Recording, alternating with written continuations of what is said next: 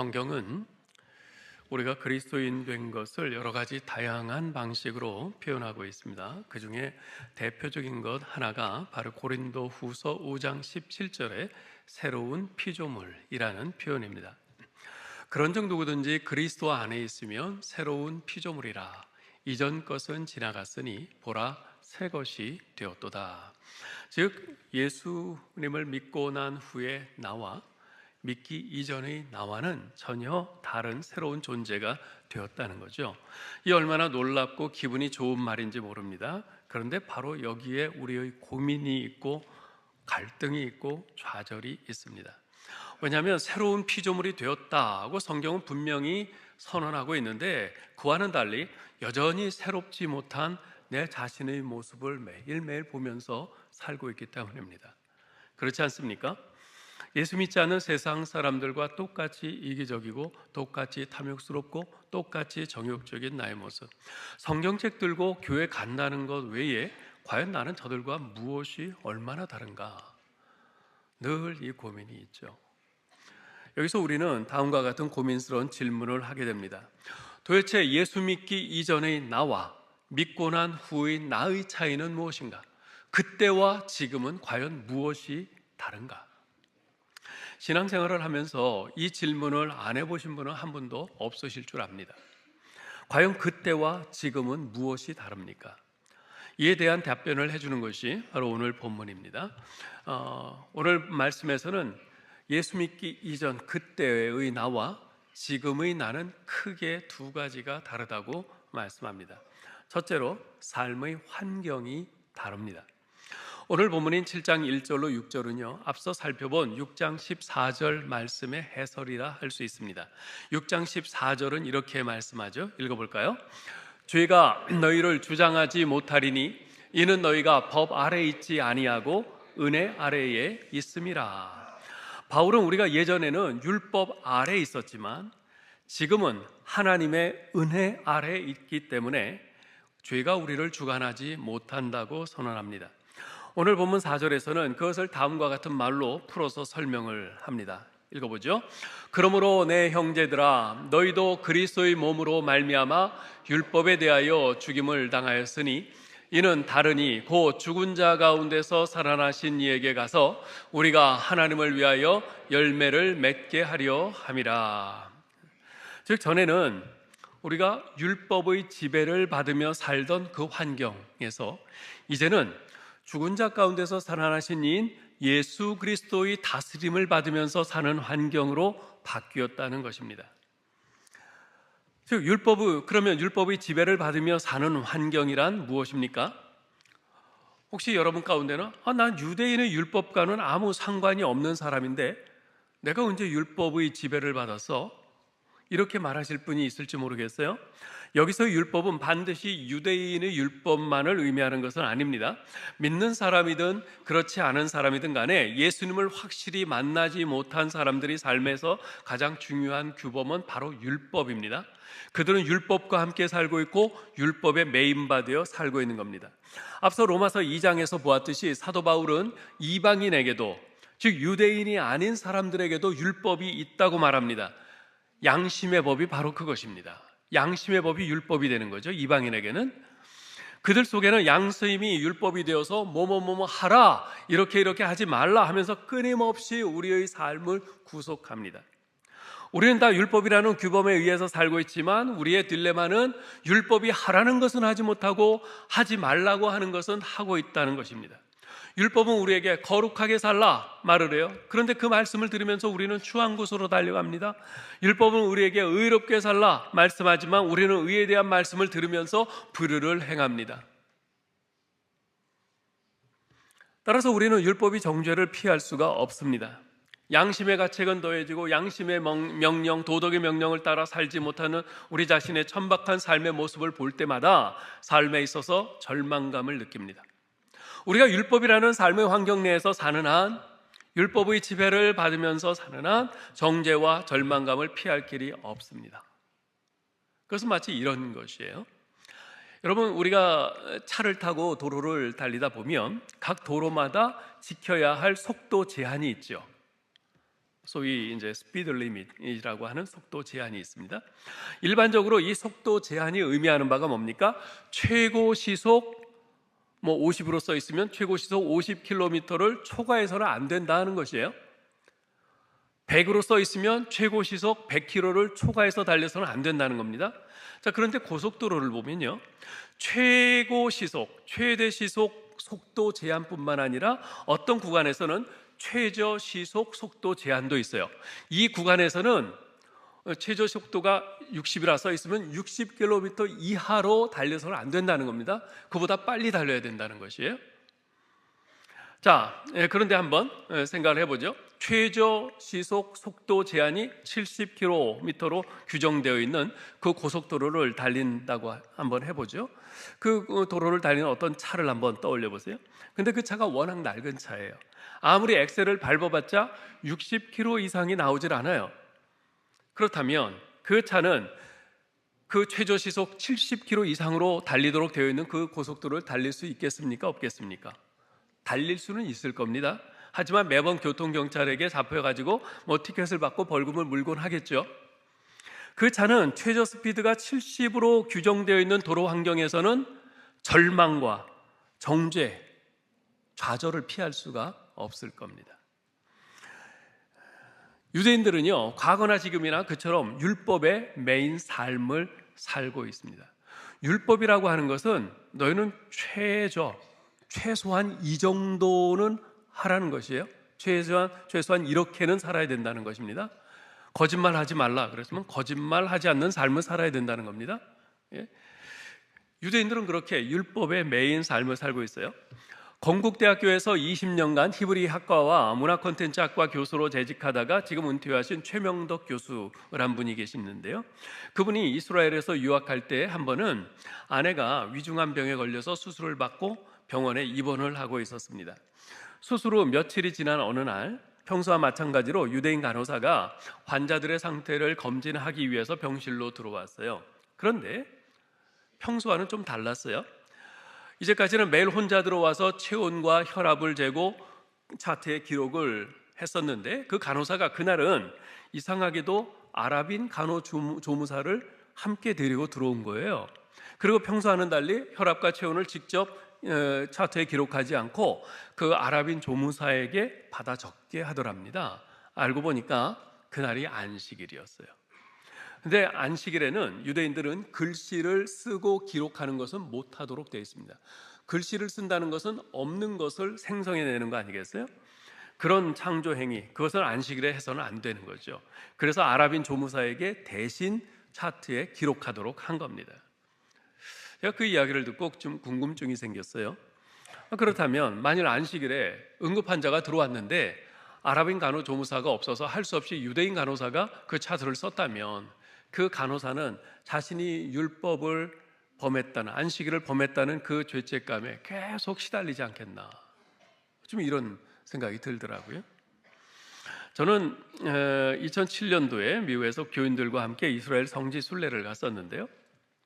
당시에 이집트를 통해서 이제 갔습니다. 이집트에서 먼저 예수님 피난교회 그것을 쭉 이제 둘러보고 그 다음에 차로 육로로 해서 그 홍해 그 밑에 이제 자동차 터널을 이렇게 뚫었어요. 그리로 통과를 해가지고 그 이집트와 이스라엘 국경을 이제 지나가지고 사해와 시내산을 거쳐서 이제 예루살렘에 도착을 했는데요.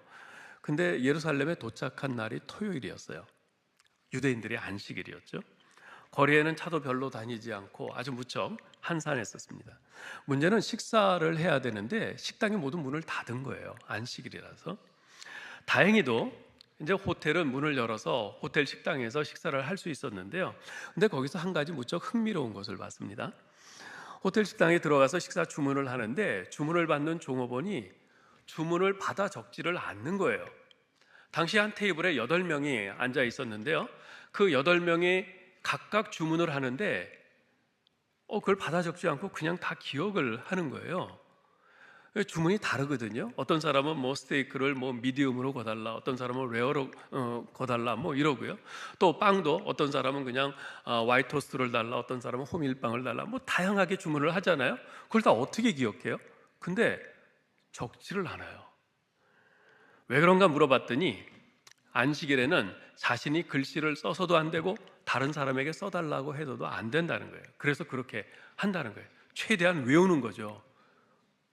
국민이 걱정되잖아요. 저 사람이 이거 다 외울 수 있을까? 나는 스테이크를 믿음으로 해달라고 그랬는데 이것도 받잡고 주면 어떡하지? 걱정이 돼요. 근데 그 설명하는 말을 듣고 정말 이 사람들 어렵게 사는구나. 그러니 예수님의 은혜로 율법에서 자유케 된 우리는 얼마나 복 있는 사람인가 하는 것을 새삼 생각하게 됐습니다. 여러분, 이처럼 뭐뭐 해라, 뭐뭐 하지 마라 하고 끊임없이 요구하는 이 율법이라는 환경 안에서 살 때는 결코 그러한 절망과 좌절과 정죄를 피할 길이 없습니다. 그러나 우리 그리스도인들은 삶의 환경이 바뀐 사람들입니다. 율법이라는 삶의 환경, 율법의 지배를 받던 그 삶의 환경에서 이제 예수 그리스도의 은혜라는 그 삶의 환경으로 바뀐 사람들입니다. 어떻게 그렇게 바뀔 수 있습니까? 1절로 3절에서는요, 남편과 아내라는 관계의 비유를 통해서 그것을 설명해 줍니다. 같이 읽어볼까요?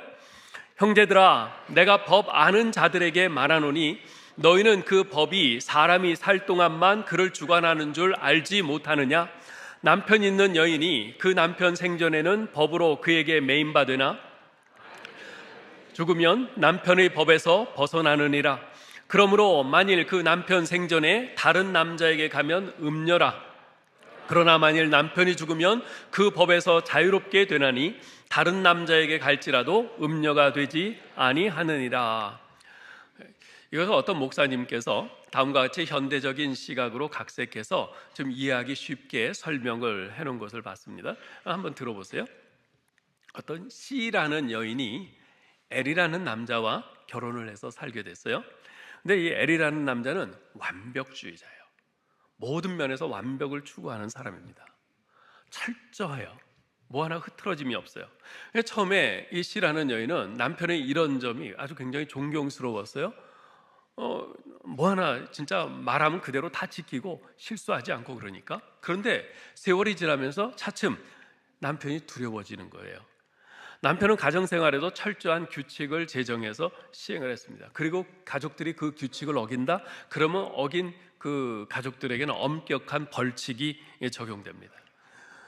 긴장이 되잖아요. 그래서 이 아내는 처음엔 잘하려고 굉장히 노력을 했는데 잘하려고 하면 할수록 막 긴장이 돼서 실수를 해요. 그런 자신을 발견하게 됩니다. 그러면서 점점 이 공황장애 비슷하게 오는 거예요. 모든 면에서 자신을 점점 잃어가고 마침내 삶의 의욕까지 상실하게 됐어요. 깊은 열등감에 사로잡히면서 그녀는 깊은 좌절과 절망에 빠지게 됐습니다. 그런데 어느 날 남편이 죽었어요. 처음에는 자기가 나의 남편이 죽고 홀로 되었다, 이게 충격이었는데 솔직히 마음 한쪽에서는 어떤 해방감이 느껴졌습니다. 남편이 죽은 지 몇 년 후에 직장 친구의 소개로 제이라는 남자와 재혼하게 됐습니다. 이 제이라는 남자는 사고로 거의 죽었다가 아주 기적적으로 다시 살아난 사람이에요. 이런 경험 탓인지 그는 매사에 남들에 대한 이해심이 많고 동정심, 배려심이 많은 사람. 아내가 실수할 때도 뭐 그럴 수도 있지, 걱정하지 마, 그러면서 늘 따뜻하게 감싸면서 위로를 해주는 그런 사람이었어요. 이 새로운 남편과의 관계 속에서 이 여인은 점차 잃어버렸던 그 자신감을 되찾기 시작했습니다. 규칙이 없어도 그녀의 새 가정에는 따뜻한 질서가 있었어요. 그녀에게 남편은 더 이상 두려움의 대상이 아니었고 한없는 애정의 대상이었습니다. 자기를 그렇게 사랑해주고 자기를 받아주고 자기의 실수도 잘못도 용납해주는 그 남편을 보면서 나도 남편에게 더 잘해야지, 더 사랑해야지, 이런 마음으로 최선을 다하게 된 거죠. 그녀의 삶은 새로운 활기로 가득 찼고 매우 의욕적으로 미래를 계획하게 되었습니다. 자, 여기서요, 이 C라는 여인은 바로 크리스찬을 상징합니다. 그리고 L이라는 전 남편은 율법, 로를 상징합니다. 자, 그러면 J라는 새 남편은 뭘까요? Jesus, 예수 그리스도를 상징합니다. 전에 우리를 지배하던 이 율법이라는 삶의 환경과 결별하여 이제 새로운 삶의 환경인 예수 그리스도 안에서 함께 살게 된 것, 그것이 바로 여러분과 우리 그리스도인이라 이 말입니다. 예전의 삶의 환경이 이 율법을 지키지 못하면 어떡하나, 이 율법을 지키지 못하면 또 혼날 텐데, 또 정죄당할 텐데 이러면서 전전긍긍하다가 정죄당하고 좌절하고 절망하던 그런 삶이었다면, 이제 예수 그리스도 안에서의 삶의 환경은 주님의 용서와 은혜로 말미암아 새로운 생명력과 소망으로 가득한 삶, 그래서 자발적으로 나도 하나님을 더 사랑하고 하나님을 더 섬겨야지, 하나님께 더 가까이 해야지, 이렇게 헌신하는 삶인 것입니다. 이처럼 그때와 지금은 우리가 사는 삶의 환경이 전혀 다른 것이죠. 자, 두 번째로 그때와 지금 또 결정적으로 다른 것이 하나 있는데요. 뭐냐면 삶의 방향이 다릅니다. 삶의 방향이 달라졌습니다. 4절 5절을 읽어볼까요? 그러므로 내 형제들아, 너희도 그리스도의 몸으로 말미암아 율법에 대하여 죽임을 당하였으니 이는 다르니 곧 죽은 자 가운데서 살아나신 이에게 가서 우리가 하나님을 위하여 열매를 맺게 하려 함이라. 우리가 육신에 있을 때에는 율법으로 말미암는 죄의 정욕이 우리 지체 중에 역사하여 우리로 사망을 위하여 열매를 맺게 하였더니. 자, 이 말씀에서는 과거 예수 믿기 이전의 우리의 삶을 무엇라고 표현하고 있습니까? 사망을 위하여 열매 맺던 삶이라고 합니다. 예수 믿기 이전엔 우리는 사망을 위해서 열매 맺던 삶이었어요. 그에 반하여 예수 믿는 현재 우리의 삶은 뭐라고 표현합니까? 하나님을 위하여 열매 맺는 삶이라는 겁니다. 전혀 방향이 다른 거죠.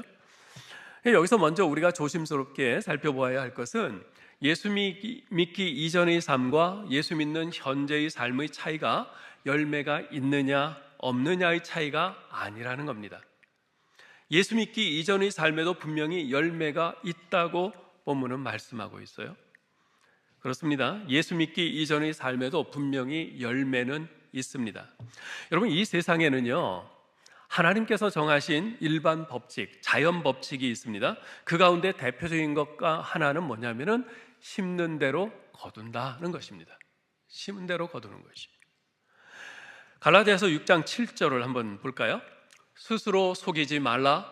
하나님은 만홀히 여김을 받지 아니하시나니 사람이 무엇으로 심든지 그대로 거두리라.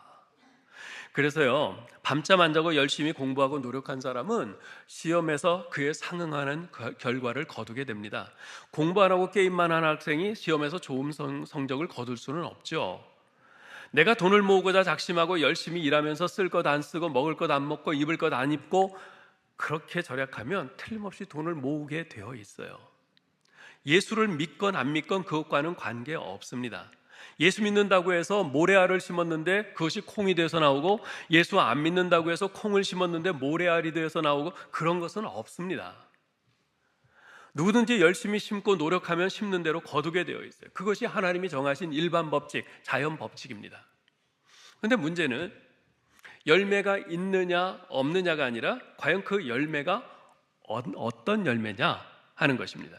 오늘 말씀에서는 예수 믿기 이전의 우리의 삶은 사망을 위하여 열매 맺던 삶이라고 분명하게 선언합니다.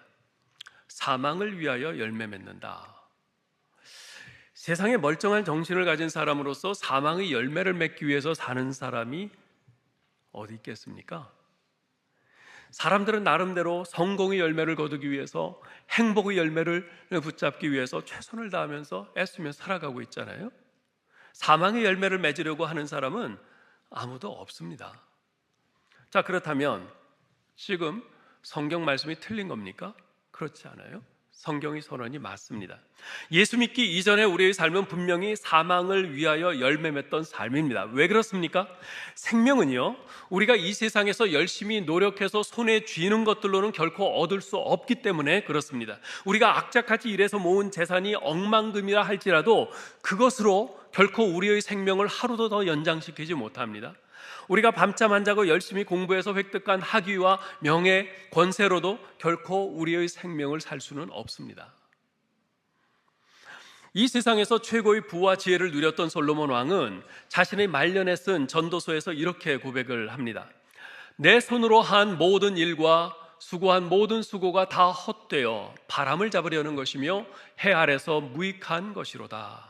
무슨 말입니까? 자신이 평생 수고하고 노력해서 쌓은 재물과 명예와 권세와 지혜 등 그 어떤 것으로도 생명을 얻을 수는 없다는 겁니다. 그것은 마치 바람을 잡으려는 것과 마찬가지라는 겁니다. 따라서 모든 사람들이 나름대로는 행복하기 위해서, 성공하기 위해서 열심히 노력하고 치열하게 살지만 그렇게 해서 손에 쥔 것은 무엇인가? 결국 생명과는 아무런 상관이 없는 열매, 즉 사망을 위한 열매인 뿐입니다. 생명은요, 오직 예수 그리스도를 믿음으로써만 얻을 수 있습니다. 심는 대로 거둔다, 이것이 하나님께서 정하신 법칙이었던 것처럼 예수 그리스도를 믿음으로써만 생명을 얻는다, 이것도 하나님께서 정하신 절대 불변의 법칙입니다. 이것 외에는 생명을 얻을 수 있는 다른 방법이란 결코 없습니다. 몇 군데 성경 말씀을 통해서 이 사실을 살펴보죠. 요한복음 3장 16절 읽어볼까요? 하나님이 세상을 이처럼 사랑하사 독생자를 주셨으니 이는 저를 믿는 자마다 멸망치 않고 영생을 얻게 하려 하심이니라. 6장 35절 예수께서 가라사대 내가 곧 생명의 떡이니 내게 오는 자는 결코 줄이지 아니할 터이요 나를 믿는 자는 영원히 목마르지 아니하리라. 6장 47절 48절 진실로 진실로 너희에게 이르노니 나를 믿는 자는 영생을 가졌나니 내가 곧 생명의 떡이로다. 8장 12절 예수께서 또 일러 가라사대 나는 세상의 빛이니 나를 따르는 자는 어둠에 다니지 아니하고 생명의 빛을 얻으리라. 11장 25절 26절 예수께서 가라사대 나는 부활이요 생명이니 나를 믿는 자는 죽어도 살겠고 무릇 살아서 나를 믿는 자는 영원히 죽지 아니하리니 이것을 내가 믿느냐. 14장 6절 예수께서 가라사대 내가 곧 길이요 진리요 생명이니 나로 말미암지 않고는 아버지께로 올 자가 없느니라. 이처럼 과거 예수 믿기 이전에 우리의 삶은 생명과는 아무런 관계가 없는 열매를 맺던 삶, 즉 사망을 위해 열매 맺던 삶이었습니다. 그러나 이제 예수 믿고 난 후에 우리의 삶은 생명을 얻은 자로서 하나님을 위해 열매 맺는 삶으로 바뀐 것입니다. 자, 그렇다면 하나님을 위해 열매 맺는 삶이란 구체적으로 어떤 삶입니까? 여러분, 이것은 단순히 어떤 도덕적인 행위를 하느냐 안 하느냐, 그래서 내가 도덕적으로 좀 더 나은 사람이 되느냐, 이런 문제가 아닙니다. 또한 이것은 내가 어떤 종교적인 행위들을 하느냐 안 하느냐, 그래서 내가 좀 더 종교적으로 좀 훌륭한 사람이 되느냐, 그런 문제가 아닙니다. 이것은 훨씬 더 근본적인 자세를 요구하는 삶입니다. 결혼식을 생각해 보면 이해가 훨씬 쉬울 텐데요. 저는 이제까지 수많은 결혼식을 주례할 기회가 있었는데요. 그 결혼식에는 많은 순서들이 있지 않습니까? 그런데 매번 결혼식 때마다 제가 가장 중요하게 생각하는 순서가 있습니다. 그게 뭔지 아세요? 신랑 신부가 입장하는 순서요? 아닙니다. 제가 주례사를 하는 순서요? 아닙니다. 양가 부모님께 인사하는 순서요? 그것도 아닙니다. 제가 가장 중요하게 생각하는 순서는 바로 신랑 신부가 서로를 향해서 전적인 헌신을 다짐하는 결혼 서약 순서입니다. 결혼식은 두 사람이 앞으로 함께 살아갈 결혼 생활의 스타트 라인에 서는 것 아니겠어요? 그러므로 이제부터 남편 된 나 아무개는 그대를 나의 아내로 맞아 이러이러하게 사랑하며 헌신하며 살겠습니다. 이제부터 아내 된 나 아무개는 그대를 나의 남편으로 맞아 이러이러하게 사랑하며 헌신하며 살겠습니다 라는 서약을 하는 것, 이건 대단히 중요한 겁니다. 그러한 서로에 대한 헌신 서약은 목사의 주례 설교보다도 훨씬 더 중요합니다. 그러므로 앞으로 결혼하실 우리 청년 형제자매들, 이 자리에도 많이들 계신데요, 여러분들 꼭 이걸 기억하셔야 됩니다. 예식장을 어디로 할까? 신랑 신부 입장을 어떤 식으로 할까? 축가 누구에게 부탁할까? 어떤 깜짝 이벤트를 할까? 신혼여행을 어디로 갈까? 이런 것들보다도 앞으로 평생 함께 살아갈 나의 반려자에게 어떤 헌신의 서약을 해야 할까? 이것을 더 고민하면서 기도 가운데 잘 준비하시기 바랍니다. 그것을 잘 준비하는 커플이 결혼을 진짜 잘하는 것이고요. 그래야 이후의 결혼 생활을 행복하게 잘 감당할 수 있습니다. 성경은 예수님을 우리 신자들의 신랑으로, 그리고 우리 신자들은 예수님의 신부로 묘사하고 있습니다. 예수님과의 결혼식 장면을 한번 상상해 보시기 바라요. 먼저 신랑 되신 예수님께서 우리를 보면서 이렇게 서약하십니다. 나 예수는 그대 죄인을 나의 아내로 맞이하며 현세 동안 그리고 영원 무궁토록 풍족할 때나 부족할 때나 기쁠 때나 슬플 때나 병들었을 때나 건강할 때나 그대를 사랑하고 신실한 남편이 되기로 하늘아버지이신 하나님 앞에서 약속하며 서약합니다. 이어서 우리도 나를 그렇게 사랑하시는 예수님의 모습을 보면서 예수님처럼 뜨거운 마음을 가지고 다음과 같이 따라서 서약을 합니다. 나 죄인은 예수님 당신을 나의 신랑과 구주로 맞이하며 현세 동안 그리고 영원 무궁토록 풍족할 때나 부족할 때나 기쁠 때나 슬플 때나 병들었을 때나 건강할 때나 당신을 사랑하고 신실한 아내가 되기로 하늘아버지이신 하나님 앞에 약속하며 서약합니다. 신랑 되신 예수님께서는 당신께서 하신 우리에 대한 헌신의 서약을 이미 십자가에서 자신의 생명을 내어주심으로 온전히 지키셨습니다. 그리고 하늘로 승천하시면서 대신 또 다른 보혜사로 성령을 보내주셔서 우리 안에 성령을 거하시게 하심으로써 그 성령께서 우리에게 계속 말씀을 생각나게 하시고, 그래서 그 말씀으로 우리를 때로는 위로하시고 격려하시고 보듬으시고 또 때로는 질책하시고 하면서 우리가 바른 길로 하나님의 뜻을 쫓아 갈 수 있도록 도우십니다. 뿐만 아니라 예수님께서는 승천하신 후에 하나님 보좌 우편에 앉으셔서 거기서 우리를 위하여 지금도 계속 중보하며 간구하고 계십니다. 그렇게 주님께서는 서약하신 대로 우리를 위해서 행하고 계시죠. 이제 우리 차례입니다. 나도 평생 동안 이 서약을 가슴에 새기고 기억하면서 한결같은 사랑으로 나를 사랑하시는 주님께 나의 시선을 고정시키고 나도 이 서약에 따라 순간순간 나의 판단과 결정을 내리면서 순종해 가기로 결단하는 것입니다. 이것이 바로 하나님을 위해 열매 맺는 삶인 것이죠. 비록 나의 옛 성품이 여전히 내 안에 남아서 나를 죄의 유혹에 넘어지게 할지라도, 그리고 실제로 내가 넘어질지라도 나를 사랑하셔서 여전히 신실하게 나와의 결혼 서약을 지키시며 다시금 나를 세워주시는 주님의 그 사랑에 힘입어서 다시금 일어나 입술을 깨물고 죄악과 피 흘리기까지 싸우는 삶, 그래서 매일매일 조금씩 주님을 닮아가는 삶, 이것이 바로 하나님을 위해 열매 맺는 삶인 것입니다. 제가 결혼식 주례를 하면서 주례사 때 몇 번 말씀 드린 적이 있었는데요. 1997년도에 개봉된 As Good As It Gets, 이보다 더 좋을 순 없다라는 영화가 있습니다. 유명한 영화배우 잭 니콜슨이 아카데미 나무주연상을 받게 된 영화입니다. 이 영화에서 주인공인 잭 니콜슨은 아주 편집증이 있는 괴팍한 성격의 소유자로 나옵니다. 예를 들면 길을 갈 때 길 바닥에 보도블록이 서로 이렇게 연결되어 있지 않습니까? 그런데 그 보도블록에 서로 연결된 그 선을 밟지 않으려고 그래요. 그거 밟지 않고 가려고 그러면 굉장히 그냥 신경 써서 조심조심 가야 되지 않습니까?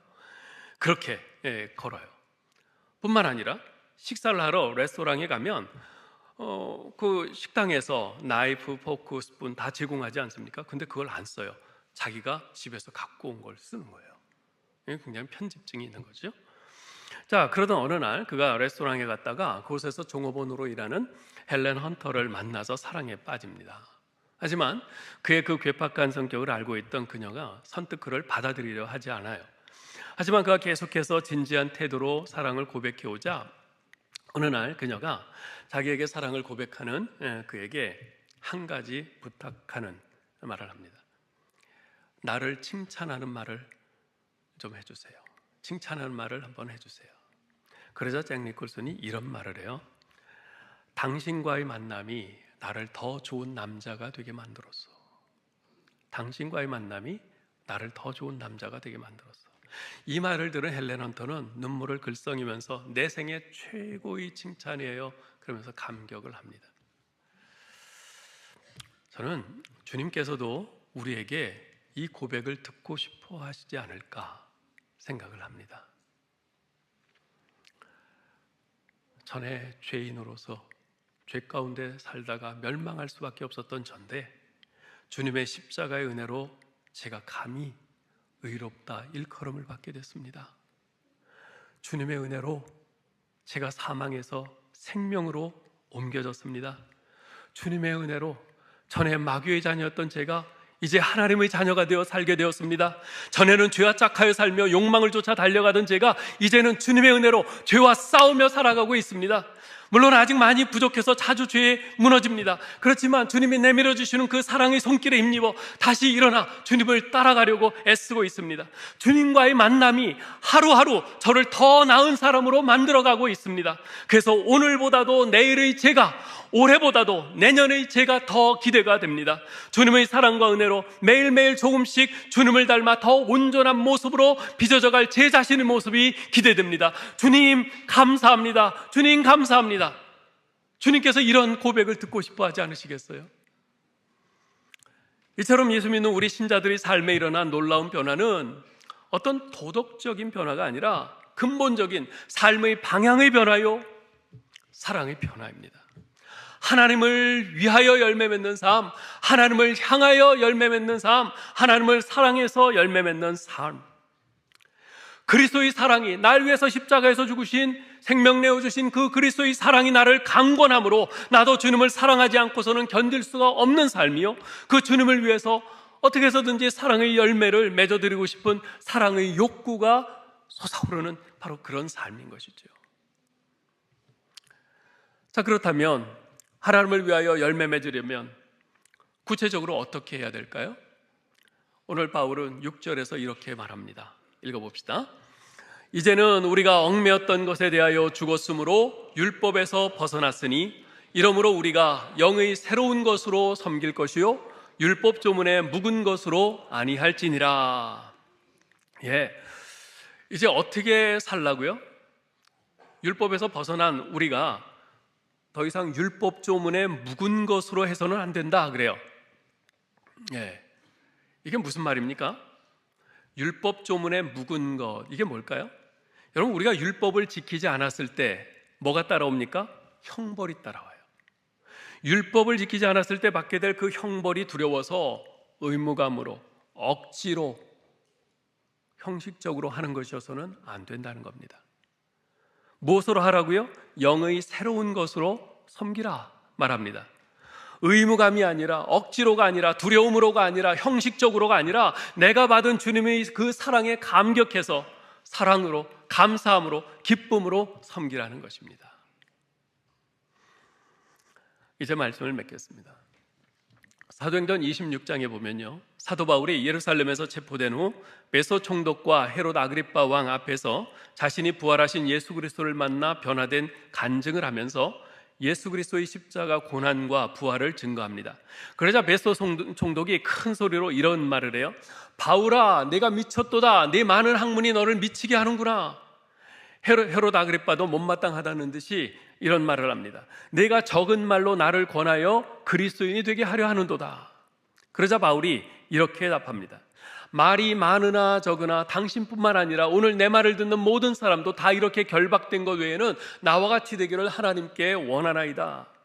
지금 꽁꽁 결박된 이 두 손을 흔들면서 예수 그리스도의 십자가와 부활을 믿으라고 외치는 이 바울의 모습은 다른 사람들이 볼 때 영락없는 미친 자의 모습이었습니다. 아니, 곧 이제 죽을지도 모르는 그 죄인이, 저렇게 꽁꽁 결박된 죄인이 도대체 무슨 자신감에서 지금 저렇게 두 결박된 두 손을 흔들면서 우리한테 예수를 믿으라고 그러는 거야? 저 미친 거 아니야? 그러는 거죠.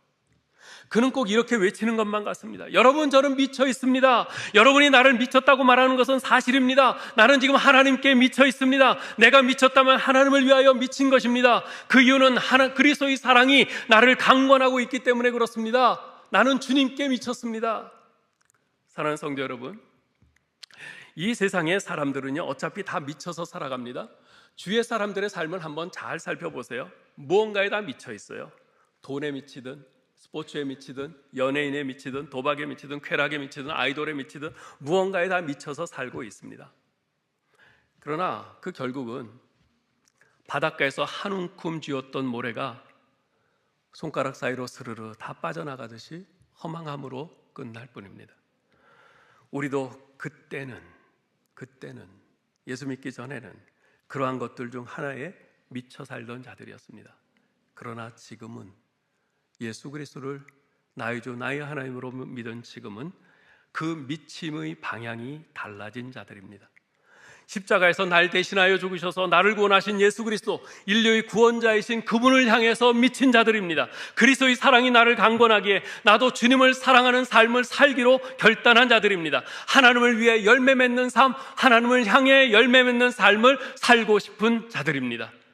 아무쪼록 더 이상 예수 믿기 이전 그때의 삶으로 돌아가지 말고 지금 예수의 미친 자의 삶을 살기로 결단하는 저와 여러분 될 수 있기를 주님의 이름으로 축원합니다. 하나님 은혜를 감사합니다.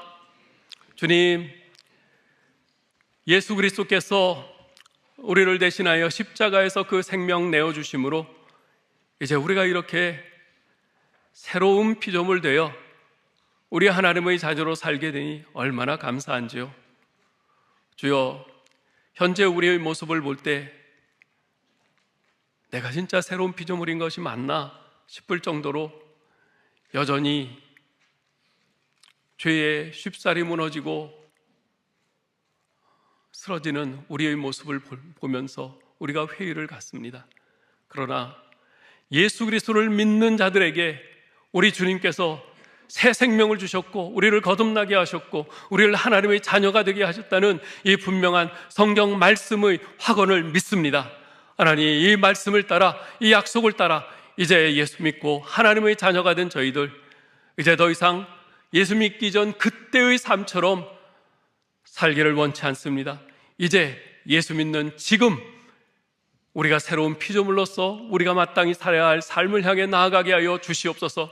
우리의 삶의 환경이 더 이상 율법에 매이지 않고 율법의 지배를 받지 않고 예수 그리스도의 은혜 안에 있는 자들이오니 이제 오직 우리 하나님을 향하여 열매 맺는 삶으로 나아가는 저희들 되게 하여 주시옵소서. 우리가 약하여 쓰러질 때, 부족할 때 계속 성령님께 의지하고 기도할 수 있게 하시고 우리 주님께서 지금도 하나님 보좌 우편에서 우리를 위하여 간구하시는 것을 생각하면서 다시금 믿음의 용기를 가지고 일어나서 다시 우리 하나님께서 말씀하시고 뜻하신 바를 우리가 힘써 믿음으로 준행하고 쫓아서 나아가는 저희들 되게 하여 주옵소서. 그래서 하나님께서 기뻐하시고 우리도 그 안에서 참 우리 인생의 참된 보람과 또 긍지와 또 참된 기쁨을 회복하는 저희들이 남은 인생 되게 하여 주옵소서. 우리 주 예수 그리스도의 이름으로 기도하옵나이다. 아멘.